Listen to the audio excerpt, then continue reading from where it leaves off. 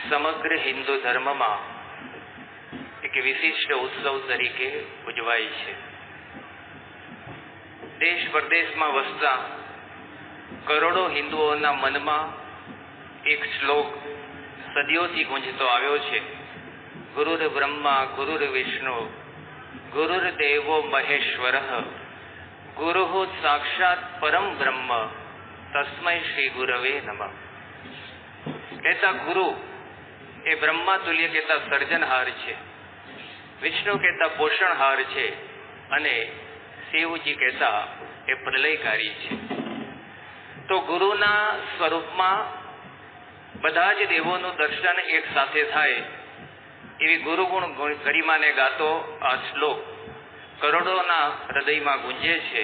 એનું કારણ પણ એ આજનો વિશિષ્ટ દિવસ છે. આજનો દિવસ એ ગુરુ પૂર્ણિમા, વ્યાસ પૂર્ણિમા તરીકે પણ ઓળખાય છે. કારણ કે વ્યાસજી એટલે ગુરુણામ ગુરુ. હિન્દુ ધર્મમાં જેટલા આચાર્યો થયા એ આચાર્યોના ગુરુ એટલે શ્રીમદ વેદ વ્યાસજી. ભલે આચાર્યોએ અલગ અલગ મતની સ્થાપના કરી અને એને આધારે અલગ અલગ સંપ્રદાયો રચાયા. પછી એ શંકરાચાર્યજી હોય કે શ્રી રામાનુજાચાર્યજી, પછી એ મધ્વાચાર્યજી હોય કે શ્રી વલ્લભાચાર્યજી, પછી એ નિંબાર્કાચાર્યજી હોય કે ચૈતન્ય મહાપ્રભુજી. આ બધા જ હિન્દુ ધર્મના મુખ્ય આચાર્યોએ પોતપોતાના મતની પ્રસ્થાંતરી ગ્રંથને આધારે સ્થાપના કરી, પરંતુ એ બધાનું મૂળ ગુરુણામ ગુરુ એ વેદ વ્યાસજીને જાય છે. એટલે આજની આ ગુરુ પૂર્ણિમા એ વ્યાસ પૂર્ણિમા તરીકે પણ ઓળખાય છે. આજની આ ગુરુ પૂર્ણિમાના વિશિષ્ટ અવસરે પ્રગટ ગુદડી મહંત સ્વામી મહારાજના સાનિધ્યમાં જ્યાંથી 12 વર્ષ પૂર્વે ગુરુહરિ પ્રમુખ સ્વામી મહારાજે પત્ર લખી પોતાના જ હસ્તાક્ષરમાં આ ગુરુની આપણને ઓળખાણ કરાવી એની ગાથા ગાવાની છે. જેને આધારે ગુણાતીતાનંદ સ્વામીની બીજા પ્રકરણની પ્રથમ વાત ગુરુની શુદ્ધિ 3 પ્રકારની કે ગુરુના ગુરુનું પણ વર્તન જવું. કહેતા પ્રગટ ગુરુહરિ મહંત સ્વામી મહારાજ એમને 2 ગુરુનું સાનિધ્ય સાંપડ્યું. પ્રથમ ગુરુ યોગીજી મહારાજ અને બીજા ગુરુ બ્રહ્મ સ્વરૂપ પ્રમુખ સ્વામી મહારાજ. આ બંને ગુરુની ગુણિયલ ગાથાને કંઈક સમજવાનો પ્રયત્ન કરીએ. આ બંને ગુરુહરિ એ અજોડ અને અદ્વિતીય ગુણાતીત ગુરુ.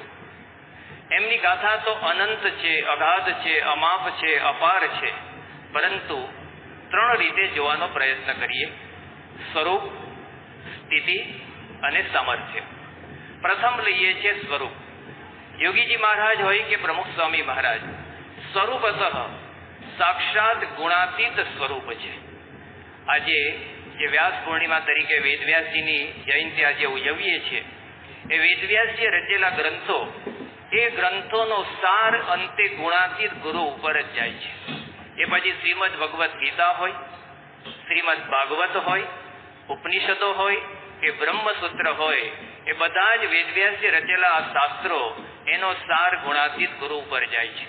શ્રીમદ ભગવદ્ ગીતાનો વિચાર કરીએ, એ ગીતાના બીજા અધ્યાયમાં સ્થિતપ્રજ્ઞ શબ્દ વપરાયો છે.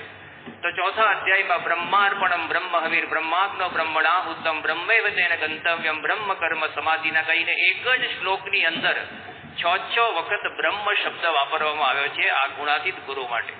12મા અધ્યાયમાં ગુણાતીત શબ્દ વપરાયો છે, 8મા અધ્યાયમાં અક્ષર બ્રહ્મ શબ્દ વપરાયો છે, તો 18મા અધ્યાયમાં બ્રહ્મભૂતા પ્રસન્નાત્મા ન શોચતી ન કાંક્ષતી કહીને બ્રહ્મભૂત શબ્દ વપરાયો છે. વેદવ્યાસજીએ રચેલા શ્રીમદ ભગવદ્ ગીતાના 18 અધ્યાયમાં એક પણ અધ્યાયમાં એક એવો શ્લોક નથી જ્યાં અક્ષર બ્રહ્મ શબ્દ ના આવ્યો હોય, ગુણાતીત શબ્દ ના આવ્યો હોય, ત્યાં સ્થિતપ્રજ્ઞ શબ્દ ના આવ્યો હોય, બ્રહ્મભૂત શબ્દ ના આવ્યો હોય. બધા જ શબ્દો ગુણાતીત ગુરુના સ્વરૂપને બોલવે છે. ઉપનિષદો રચ્યા.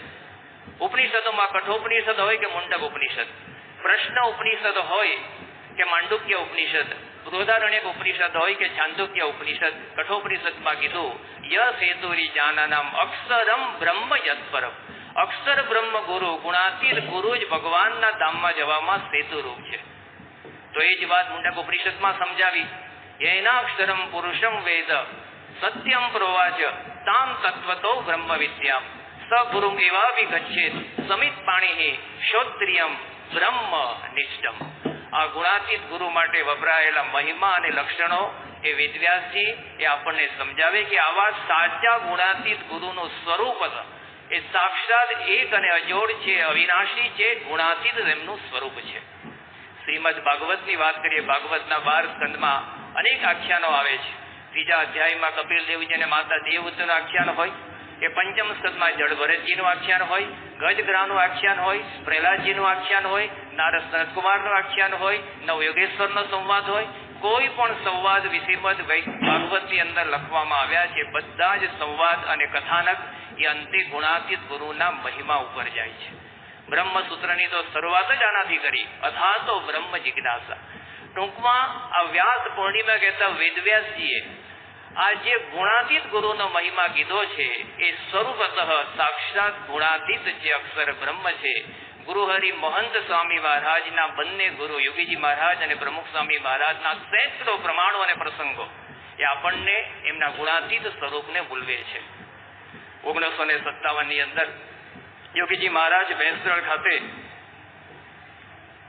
યોગીજી મહારાજ જ્યારે ત્યાં ગયા એ વખતે સહસ્ત્રધારે ત્યાં સ્નાન કરતા હતા. ત્યાં એક બાવાની મઢુલીમાં નિવાસ કર્યો અને એ વખતે બાવાને સંતોની ઓળખાણ કરાતા યોગીજી મહારાજે કીધું કે આ અમારા સંત સ્વામી છે, સારંગપુર મંદિરના મહંત છે, આ બાલમુકુંદ સ્વામી ગોંડલ મંદિરના મહંત છે. અને આ રીતે વાત કરતા હતા ત્યાં તરત જ પછી પ્રમુખ સ્વામી મહારાજે યોગીજી મહારાજને પૂછ્યું, સ્વામી આપ કયા મંદિરના મહંત? ત્યારે યોગીજી મહારાજ સહજતાથી બોલી ગયા, અમે અક્ષરધામના મહંત. જે સાક્ષાત અક્ષર બ્રહ્મ તુલ્ય હોય, અક્ષરધામસ્થ હોય, એ જ પોતાની સહજતાથી સાહજિકપણે આ ઓળખાણ કરાવી શકે. પ્રમુખ સ્વામી મહારાજ 2012માં અમદાવાદમાં બિરાજમાન હતા. સ્વામીની તબિયત એ વખતે થોડીક નાદુરસ્ત રહેતી હતી. સમયાંતરે સ્વામી ટ્રેડમિલ ઉપર હળવું વોકિંગ કરતા હતા અને એ વખતે સેવક સંતોના સહારે સ્વામી ટ્રેડમિલ ઉપર થોડું વોકિંગ કરતા હતા અને સામે સંસ્થાના વિદ્વાન સંત મહામહોપાધ્યાય પૂજ્ય ભદ્રેશ સ્વામીને કંઈક વાત કરી રહ્યા હતા. અને એ વખતે એમને વાત કરી કે સ્વામી મુંડક ઉપનિષદમાં કીધું છે કે એતદ અક્ષરમ બ્રહ્મ. પછી આગળ કીધું કે એજત પ્રાણ નિમિષાજ્ય, કે આવો અક્ષર બ્રહ્મનો મહિમા મુંડક ઉપનિષદમાં કહેવામાં આવ્યો છે.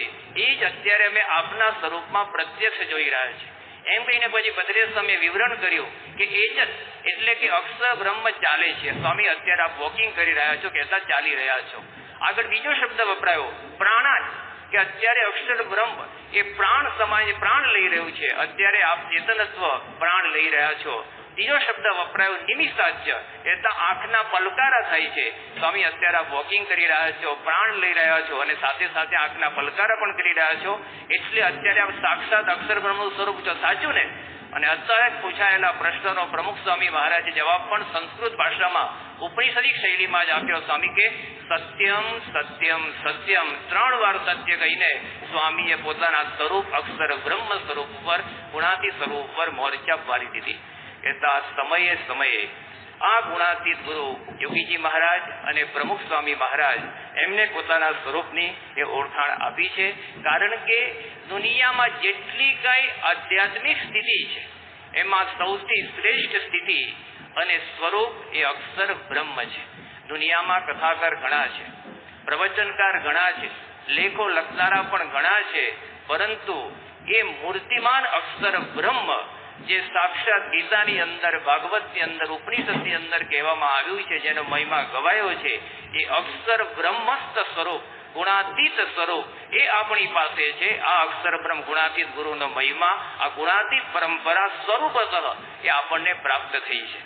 તો પહેલી વસ્તુ જોઈ સ્વરૂપ તુલ્ય એમનો આ મહિમા. સ્વામીએ વર્ણ વચ્ચેના સુગ સંકોચને સત્સંગના દ્રાવણ વડે એવા ધોઈ નાખ્યા કે તેઓનો સંપ્રદાય માનવી માત્ર માટે મીઠો માળો બની રહ્યો. તેઓની આ ક્રાંતિ લાઠિયાણી કે લોહિયાણી ન બનતા કલ્યાણકારી સાબિત થઈ રહી છે. કારણ કે તેમાં કોઈ જૂથ પ્રત્યે આક્રોશ, પૂર્વગ્રહ કે દ્વેષ નહોતા, પરંતુ હતી સૌ માટે કરુણા. તેથી જ સમાજના ભાલે ચોંટેલું અસ્પૃશ્યતાનું કલંક ધોનારાઓની યાદીમાં સ્વામીશ્રીનું નામ મોખરે રહેશે. વિદ્યાનગરથી બોચાસણ, નડિયાદ, ડભાણ, નૈનપુર અને અમદાવાદને લાભ આપતા ચાલાસણ પધારેલા સ્વામીશ્રીના વરદ હસ્તે તારીખ 5 એપ્રિલની સવારે અહીંના નૂતન મંદિરમાં અક્ષર પુરુષોત્તમ મહારાજ બિરાજી ગયા. સાથે સાથે ગામના સહજાનંદ વારી ગૃહનું ઉદ્ઘાટન પણ તેઓના કર કમળો દ્વારા થયું. ગામને આમ પાણી અને પરમાત્માની ભેટ આપનારા સ્વામીશ્રીએ આ પ્રસંગે જળ જેવી જ જીવન ઉપયોગી વાત ઉચ્ચારી કે ભગવાન અને સંતમાં જેને અભાવ છે તે તો જીવતો મૂવો છે. આ સદબોધ વહાવી વિદાય થયેલા તેઓ ગાંધીનગર થઈને વાંઠવાડી પહોંચ્યા. અહીં તારીખ 6 એપ્રિલની સવારે પધરામણીઓ કરવા નીકળેલા રહેલા તેઓએ સાથે ફરતા યુવક ધરમસિંહને કહ્યું, હું જ્યાં હોઉં ત્યાં પણ 10:30 વાગે તારે મને પાણી પાઈ જવું, તરસ બહુ લાગે છે. એ જમાનામાં સ્વામીશ્રીની પદ્ધતિ એવી રહેતી કે સવારે અલ્પાહાર કરીને પાણી પીધું તે પીધું, પછી છેક બપોરે જમવા પધારે ત્યારે તેઓ પાણી પીવે. વચ્ચે પધરામણીમાં ક્યાંય પાણી ન પીતા, પરંતુ તેઓ આજે સામેથી સેવા સોંપતા પેલો યુવક ઉત્સાહમાં આવી ગયો.